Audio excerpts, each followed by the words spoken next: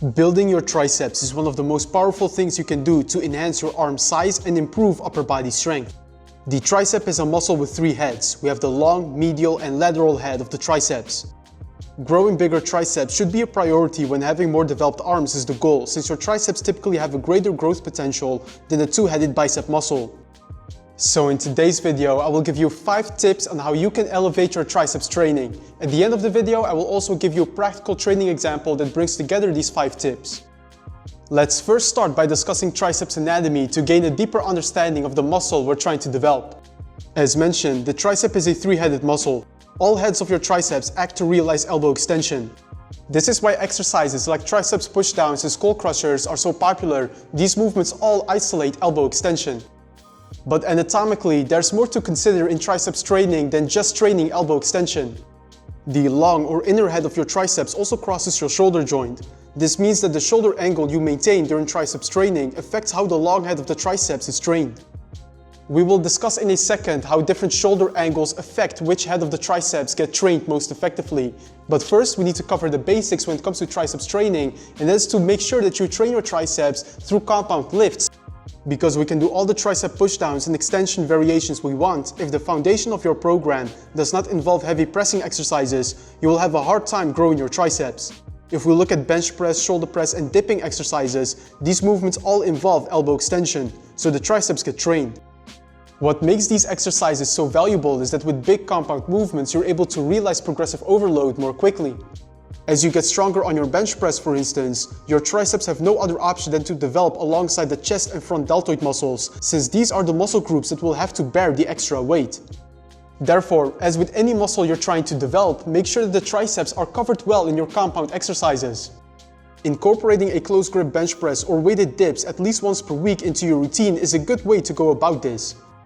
On top of doing movements like the traditional bench press and shoulder pressing, you will now give your triceps good stimulation through your compound lifts, and your shoulders and chest will also get some extra volume. So your workouts remain quite efficient. After having covered the triceps well through your compound exercises, now it's time to look into isolation work. When discussing shoulders anatomy, I mentioned the long head of the triceps attaches to the shoulder. So your shoulder's angle impacts how your triceps is being trained, which brings us to the second tip of this video, and that is to make sure that you train your triceps from a variety of angles. When you do tricep exercises with your arms at your side and slightly behind you, the long head of the triceps is more shortened. While when you do tricep exercises with your arms overhead, the long head is in a more lengthened position. So to train the triceps, and particularly the long head, effectively, we want to make sure that we train the triceps from different angles. And there are 3 particular angles we want to take into consideration. We have tricep movements with the elbows at your side, movements with the shoulders at about 90 degrees, and overhead triceps movements. For tricep exercises with the elbows at your side, rope and straight bar pushdowns are great examples. For tricep exercises with the shoulders at 90 degrees, exercises like skull crushers are great options. But I would also consider something like a close grip bench press in this category. And lastly, overhead triceps movements refers to exercises like dumbbell and cable overhead extensions. If you incorporate these 3 angles in your triceps training, you will make sure that you have balanced triceps development and will be able to train your triceps at different muscle lengths. Let's now look into the different angles we can use to train your triceps, starting with how we can use a triceps pushdown to maximize triceps development. The rope tricep pushdown is one of the most popular triceps isolation exercises out there. But what if I told you that there's a way you can get more stimulation out of this exercise? When performing rope triceps pushdowns, you may sometimes find that the range of motion is a bit restricted at the bottom. When you are at the bottom of the movement, we want to extend the rope a bit further down, but you're not able to since the rope is not tall enough. A simple way to improve your range of motion on rope triceps pushdowns is by using 2 ropes at the same time. When you use a double rope, you're able to extend further back and challenge the triceps more. Remember that one of the functions of the long head of your triceps is shoulder extension. So being able to extend your shoulders further back during pushdowns will provide a more powerful contraction. If you are not able to use 2 ropes at the same time because maybe you train in a busy gym environment, you can also consider doing 1-arm tricep pushdown variations to get the same training effect. Another common question in triceps training is whether you can isolate one head over the other in your workouts. The truth here is that your triceps will work as a whole on all of your triceps exercises. We cannot train the lateral head of your triceps without the long head also being heavily involved. But based on muscle activation research, there may be ways we can put slightly more focus on certain heads of the triceps. For instance, one EMG analysis found that doing pushdowns with a straight bar helps to better stimulate the lateral head, which is the outer side of the triceps. This likely is because your shoulders are slightly internally rotated when you do pushdowns with a straight bar, which aligns the resistance better with the lateral head of your triceps. For slightly more medial head activation, the rope pushdown was found to be effective. And we know anatomically that when you do an overhead tricep extension, the long head of your triceps is in a more lengthened position, so it will have to work harder.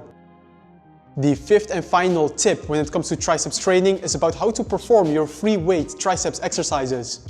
Tricep exercises people often use include skull crushers and dumbbell tricep kickbacks. While these are great movements, the way you perform these free weight tricep exercises has a great impact on their effectiveness. For instance, if you allow the dumbbells to go too far forward with skull crushers, you have more range of motion, but there is no resistance on the triceps.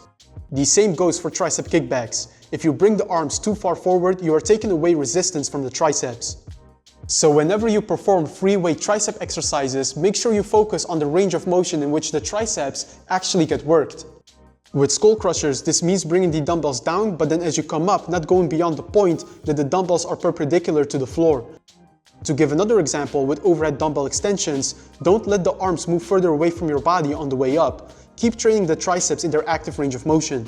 And as a quick side note, if you have access to cables and like doing tricep kickbacks, give cable kickbacks a try. They have a better resistance curve and provide a strong tricep contraction. So now that we have covered the 5 tips, let's bring it all together with an example training plan. Let's take the example of someone who trains their upper body 2 times per week. As you see, we have tricep exercises that train the triceps at different angles, both overhead and with the elbows at your side. We also have several compound movements that form the foundation of your tricep training, of which one exercise is the close grip bench press. Feel free to tweak this exercise template based on your preferences.